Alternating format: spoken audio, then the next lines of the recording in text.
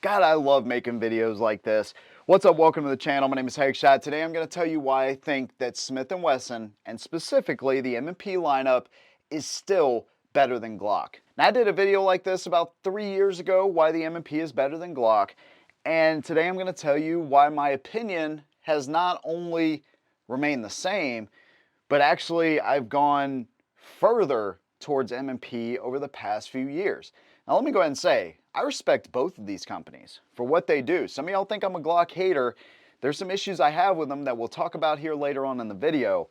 But one of those issues is not me just hating on Glock as far as their single stacks, like the Shield kind of made the 9mm micro slim carry gun really popular. Glock came along with the 42 and then the 43. And then, of course, over the past few years, things have really changed, from the 6 and 7 round guns that you're seeing right here, right? They both offer a compact, kind of compact, in their lineup compact, mid-size type of gun like the Glock 19 or the Smith & Wesson compact, right? 15 round guns, generally an all-around duty, whatever that duty may be, type of pistol, really great size. They both offer full size. They both offer 9 and 40s. I mean, even Glock offers, 357 SIG. I think they do 45 gap. They both offer 10mm. So on the surface, there's a lot of things that are actually pretty close between the companies. But when we look at these 5 big things that I'm focused on, you'll see how one company kind of just goes this way in the straight line. They know works, stay true to that. The other company is not afraid to diverge off of that line a little bit and still give you an amazing product. It's really, these companies couldn't be any more different. And that's what we're going to talk about, these 5 big things. So let's clear these guns off the table. Let me bring some more in to kind of illustrate the points that I'm going to make here today. Now, the first thing I'm going to talk about here is a big one. This is the natural point of aim of each firearm and the grip angle, and those two kind of go hand in hand. And what I mean by that is when I'm drawing this gun up from a low ready, or better yet, even out of a holster, I only want to have to make very minimal adjustments to have my sights lined up so I'm ready to go, right? And with the 18-degree grip angle of the Smith & Wesson, it's just super natural. So when I pull this gun up, my sights are essentially, boom, lined up, boom. It feels really good in the hand, and it's a very natural point of aim. It really is, man. It just feels good. And some people may say, that's ridiculous. A gun ain't supposed to feel good. It's supposed to save your life. Yes, right. But if I can put this in my hands and it's just a more natural feel for me, as opposed to the Glock, where training and practice would fix this issue, no doubt. But why would I not choose this? Like, this just feels better to me, and I'm a better shooter because of it.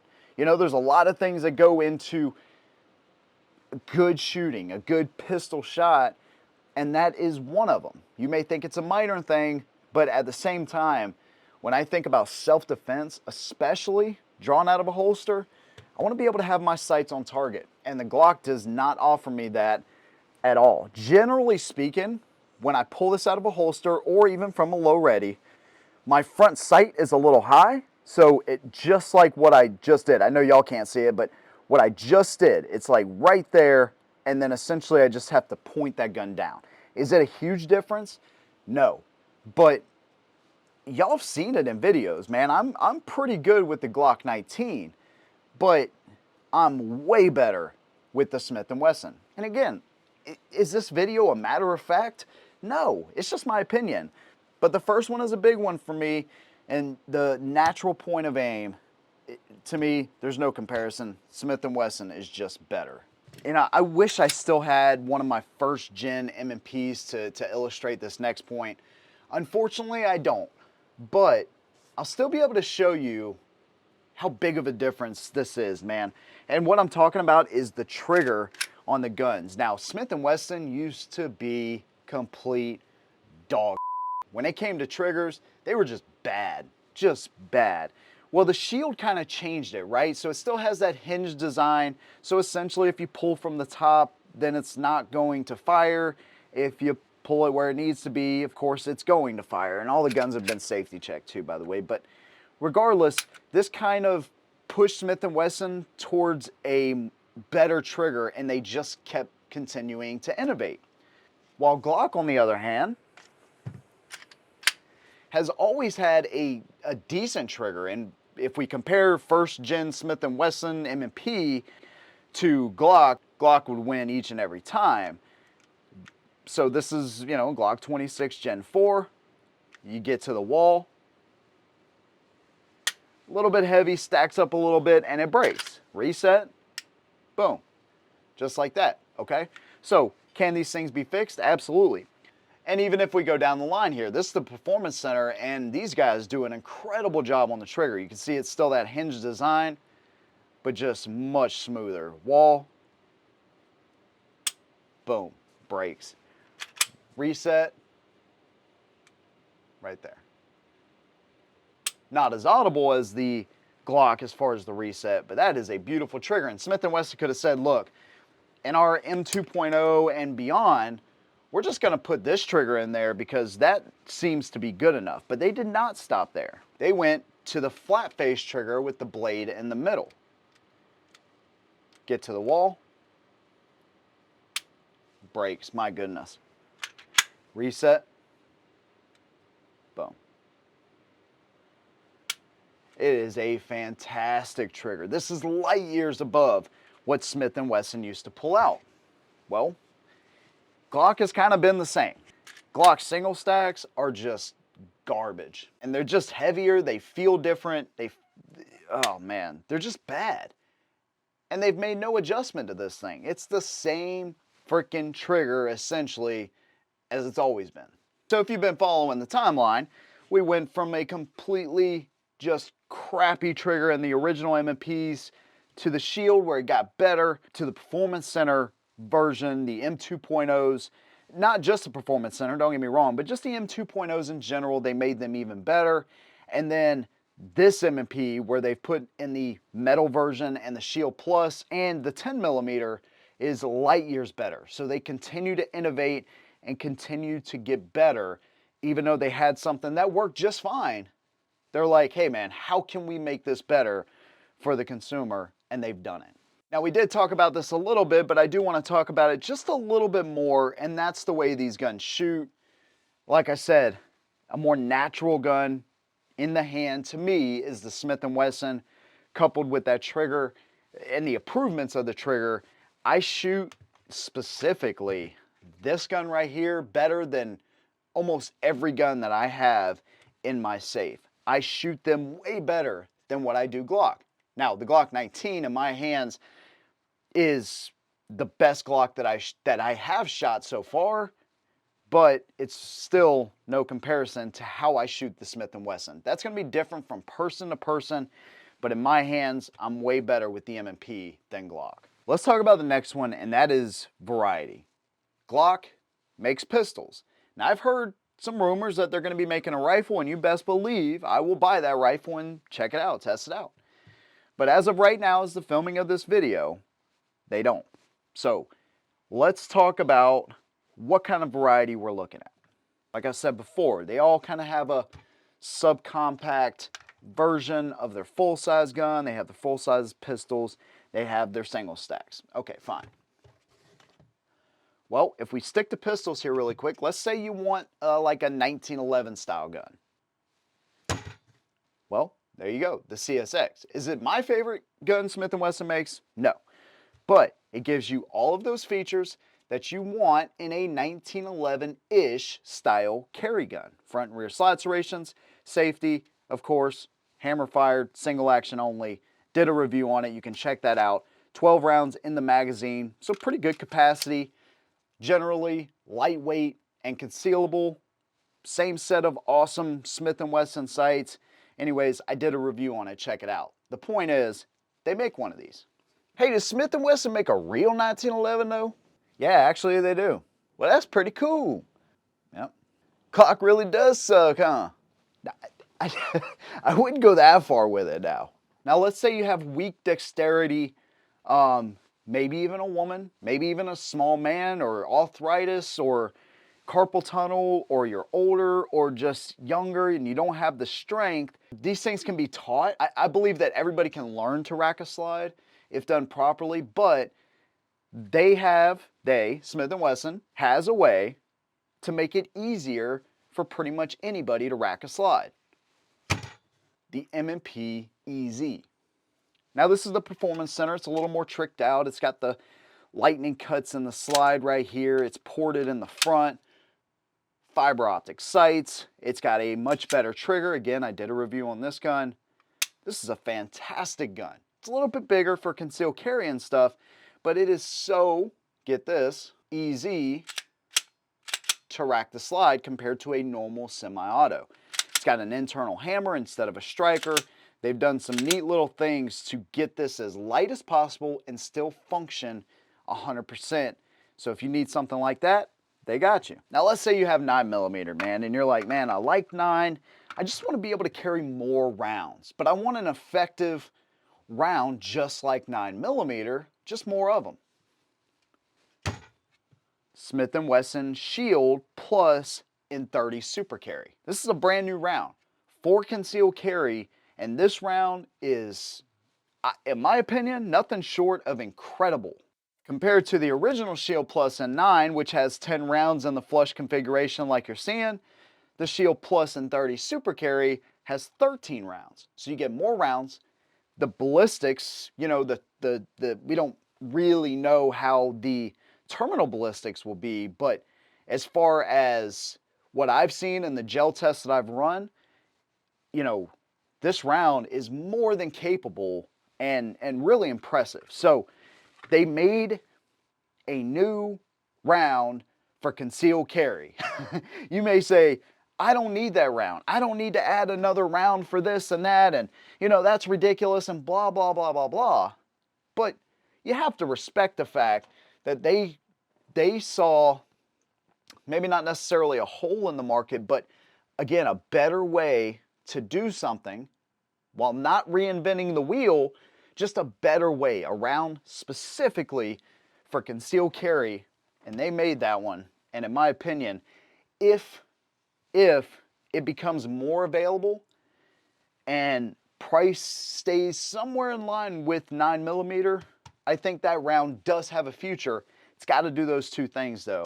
Either way, I am impressed with the 30 Super Carry. If you want something different for concealed carry, if you want to try something different, give the 30 Super Carry a try. You have that option with Smith & Wesson. Now let's say you want a shotgun.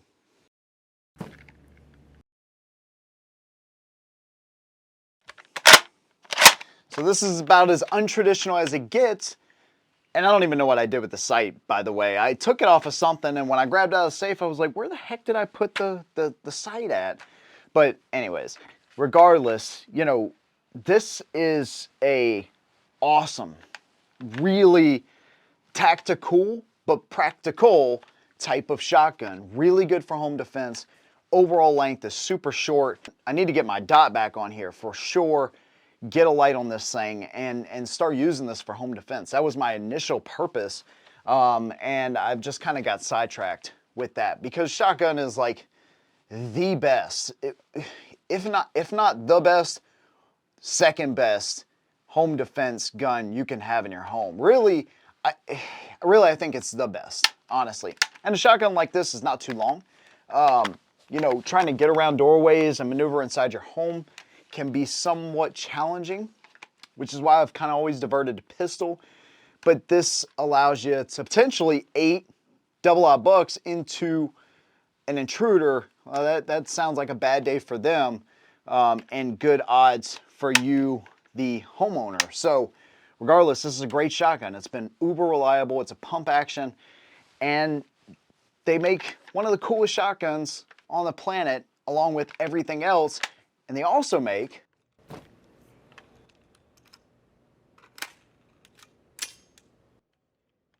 one of the most practical, reliable, and even budget-friendly AR platforms that you can buy straight from Smith & Wesson. This is the M2.0, but they have their Sport Series, Sport 2 Series, which are uber reliable, honestly. And for an out-of-the-box AR-15, it really doesn't get too much better than the Smith & Wesson AR for the money. What if you want maybe a revolver? Is there a better company out there that makes revolvers than Smith & Wesson? The answer is no. These guys make the best revolvers out there. They have for a very long time. They've perfected this art, and I am by no means a revolver hater. Do I think they have a place in modern society as far as concealed carry goes and stuff like that? I would say there's very limited places where they hold that primary concealed carry role anymore. But still, if you need something that you can take a bear down with, you need for like serious personal protection from any kind of wildlife, essentially, big bore, freaking something that will handle a round that is out of this world. The revolver, the frame, the way it's built is so tough. That's the only way to go for those types of firearms. The revolver is still very much needed. It is a very much needed tool, and Smith & Wesson does this better than anybody. And even if you want a metal gun, like a metal gun that's the size of your regular striker fire guns, boom, Smith & Wesson has you there as well. These guys know what they're doing, and variety, they simply are superior to Glock. This next point I'm about to make, don't hear this one word and just immediately run to the comments and say, oh, this guy's a friggin' moron. You gotta hear me out here. But what we're talking about is reliability. Now, yes, Glock is reliable. They've been known for reliability for a long time. And pistols, just pistols. Smith & Wesson, shotgun, AR pistol, revolvers, 1911s, all their semi-autos, all the variety I just showed you, all of them reliable. They don't just put a product out there. I've used this example in the past, and it is different, but just to give you an idea of how I think about this, like Apple or Call of Duty, right? Those things, those companies, they know they can just kind of update them on the fly, so they can give you like a half-assed product and, yeah, just buy it. I promise we'll fix it. It'll be better next year. It'll be better next year, or whatever. You know, Smith & Wesson doesn't do that. Now, obviously, it's different. It's a gun, you know, and you know, your reputation is on the line at that point. So it is different. I just like to use that analogy and poke fun a little bit at those other companies, but you know, I play Call of Duty almost every day, so whatever. So regardless, but they are reliable in everything they do, man. Now, if you think there's a gun out there that's never gonna have a single issue ever, you are hallucinating, because that's just not true. That's not true. If there was never a potential for an issue to arise in a man-made object, why the heck would we simulate or practice with issues in the first place? Doesn't make any sense. But historically, both companies are reliable. Smith & Wesson is reliable in everything they do. So when you think about America, what's the first thing that comes to mind? Leave those comments down below. I'm interested to see like what instantly pops in your head as soon as I say America. But I imagine that most people are going to instantly think maybe Thomas Jefferson, Sam Adams, 1776, the Revolutionary War, maybe Abraham Lincoln, maybe the Civil War, maybe it's the Liberty Bell, maybe it's D-Day. But I know one company deeply rooted in American tradition. I mean, so American, I would put it like this. If Lady Liberty and George Washington were at a baseball game eating hot dogs and had two sons on the 4th of July, they would name them Smith & Wesson. That's how deeply rooted this company is in our American heritage. And you can call it blind patriotism all you want. You can leave that comment down below thinking, man, yeah, this guy is just, all he sees is America. Okay, you win. You're right. But it's one of those companies that I really love. It's like Harley Davidson in a way on the motorcycle things, man. I just love the fact that they are an American company, and Smith & Wesson is absolutely as American as it gets. And they have supplied Americans for a long time with the tools needed to protect themselves, and that's why I truly believe in what they do. It's just my opinion, of course, but those are the 5 reasons that I think Smith & Wesson and the M&P line is better than Glock. Now again, when I make videos like this, it's kind of hard for people to think that I am not a Glock hater, and I totally understand that. I get it. But at the same time, I wish Glock, with as smart and as talented as that company is, would start to take some more chances and diverge into some other sectors that you know they'll do good in.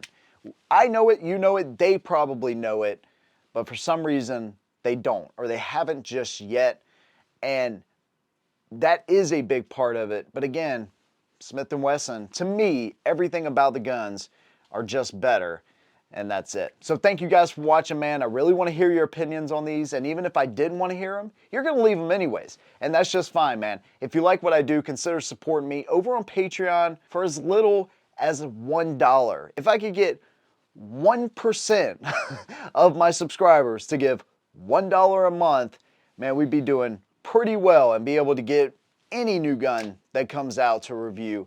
Regardless, man, I'll leave that link down below. Thank you guys for watching. See you in the next one. And as always, hold them down.